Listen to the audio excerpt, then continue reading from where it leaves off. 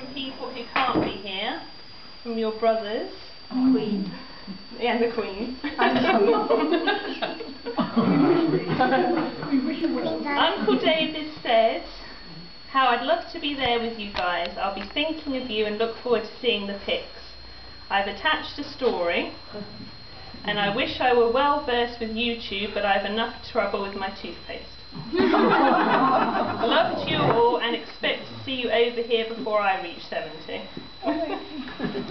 Now he's written a story about a memory that he has of you. Oh, This might be him getting you back. Ever stood in front of a congregation unable to finish a song that had to that point no apparent relation to anyone in the congregation, or anything to do with the church for that matter?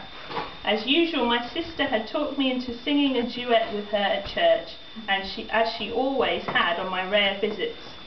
It was a long and meandering folk song that I'd picked up recently. We practiced it over and over again over the days leading up to that Sunday, messing up at the same point, bursting into laughter every time, inserting other silly lyrics, and generally making it more interesting but even less relevant. What a disaster! There I was, standing in front of a congregation that didn't know me from Alice, nerves exacerbating an already tenuous situation. As we ploughed through the first 6 or 7 random verses, we approached the dreaded section, eyes glued on the congregation, not daring to glance at each other. We were doing well until Reese's voice caught for a split second and the giggles started. We first tried to cover with broad smiles that didn't relate at all to the glum lyrics we were singing, and got worse, until all there was a guitar accompanying 2 adults shaking in hysterics, with no prospect of recovery, and a very confused congregation who wondered what the pastor was going to preach on after that. Brian had to clean up the mess, the 2 of us still bent over in our seats, which we'd only just managed to get to without falling. I'll never forget having watched his face while we desperately tried to hold it together, knowing the slippery slope we were on and the resulting idiotic noises he'd heard coming from our rehearsals. He graciously tried to explain to the folk who Billy and Sue were. Even we didn't know how they got into the song. Then read out the last 2 lines of the lyrics, which contained the only spiritual content, in an effort to try and salvage something out of the debris. From memory, the verse went something like, "I see a lot of people hating each other. They say that climbing up the ladder of success is what to do, but if you ask them what to do if their kids get into trouble, they wouldn't have an answer for Billy or Sue." You know, the only thing I can really say that made me happy was that I came to Jesus and he changed my troubled mind. Remembering those days keeps me feeling younger than you. Being with you, Ruth, well, laughter to the point of tears is just a song away.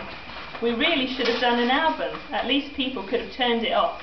And he's put, well, hippo 40th birthday, whoop. Wish we could be with you on your big day. Plan on coming over for your 75th and we can teach the Maasai a couple of our finest. You never know, we might start something. Lots of love from your little brother, David. When he was little, he couldn't say Ruth, so he called me Woof.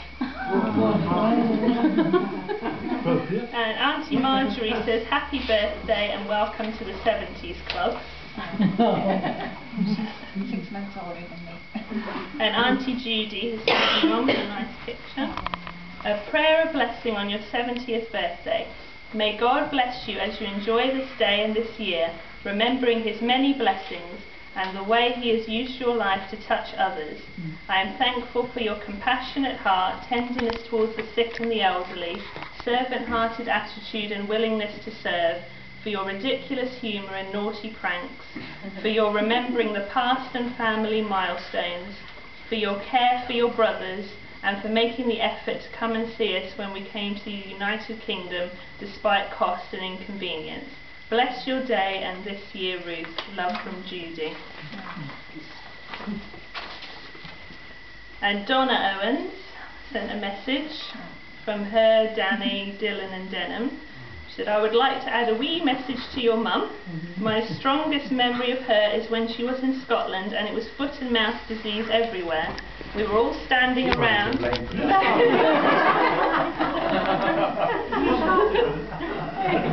We were all standing around at the bottom of Marjorie's driveway. Ruth, Brian, Ron, Patricia, Marjorie, Danny, Dylan and myself with a giant scrubbing brush which was tied to the fence and an old sheep feeding bucket full of disinfectant soapy water.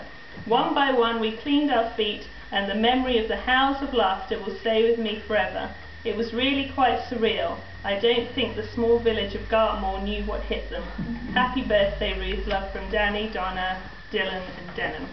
And she actually sent a picture of you with your scrubbing brush at the end of their driveway. Now Uncle Paul sent something as well. He said, happy bossy days. Margaret and I are really sorry that we can't be with you on this amazing occasion. You, 70? Not possible. I feel as if I've caught up and passed you in the ageing derby. In spite of not being able to remember what I had for lunch, some of the memories we share are still in vivid technicolor. Anyone mentioning the word vertigo takes me back to the cinema at Chateau d'Ay, where as teenagers we watched Eyes Wide with Terror, the Hitchcock film of the same name. I was wrapped so tightly around you that you couldn't tell whether I was sitting on your right or left. My most vivid memory of all was about being at Chateau d'Ay school when I was 10 or 11. As sometimes happened, after school I was surrounded by a group of older, much larger farmers' sons. They hated me as a foreigner, a big mouth who would talk about Paris, Rome and New York. They were shouting insults, taunting and pushing me around as a prelude to blows. I looked around in vain for a route of escape when a cry went up, "Watch out! Here comes Canada!" The boys parted and I saw Ruth charging headlong down the slope towards us, both arms whirling like windmill blades in a hurricane and a fierce menacing expression on her face. They all knew and some had experienced how sharp her fists were at the end of her slender arm. One of your punches could go through to their spine. Anticipating the pain to come, they scattered like dry leaves in the wind. On a previous occasion, one of these boys went crying to the teacher because someone had hit him. When he disclosed in response to the teacher's question that the ferocious assailant was Ruth, the teacher burst out laughing. Nobody threatened Ruth or me with impunity. Have a lovely day. Love from us both.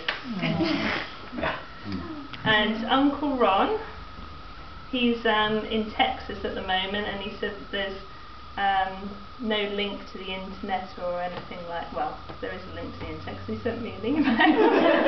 But he wasn't able to load up a video or anything. He was going to send a happy birthday message. So he just said, "Dear sister, I'm sitting here in the middle of West Texas pasture land looking at Angus cows wishing they were Guernseys, but wishing won't change them. Pat and I send our congratulations on reaching this milestone in life along with much love. We'll be trying to reach you by phone tomorrow evening, your time this evening. Your elder sibling, Ron. Hugs from us both." And when I think of it, Uncle Paul had said that unfortunately events conspired to deny them the pleasure of coming over. And Rachel, my cousin Rachel, said, "My strongest memory of Auntie Ruth is that special mischievous twinkle she gets in her eye. I'm sure everyone knows the one I'm talking about. It's especially bright when she's winding up my dad. I've never met anyone who can deadpan better when winding you up, but it's always that twinkle that gives it away. Much love and great big hugs on your birthday. Hope you have a great day." And last, but not least, is a little poem from me. I thought I'd write a poem, I write them now and then. This one's about my mum, who's 70 years and 10. Now that deserves some applause. Take a moment to stop and stare. How does she look so young? Must be the tortable air. There's a line that Dad says, one of his little charmers, "At this age it's best if you don't buy green bananas." What's her secret? Is it lack of stress, the ability to stay calm? Looks like chasing after me at 40 didn't do her any harm. From Switzerland and its mountains to Guernsey and its puffins, she certainly made her mark with her delicious chocolate muffin. She's a Canadian wonder, the queen of the kitchen, quite a fast driver and the trainer of Winston. Now that your history and youth have been so eloquently unfurled, I shall end by saying I love you, best mum in the whole wide world.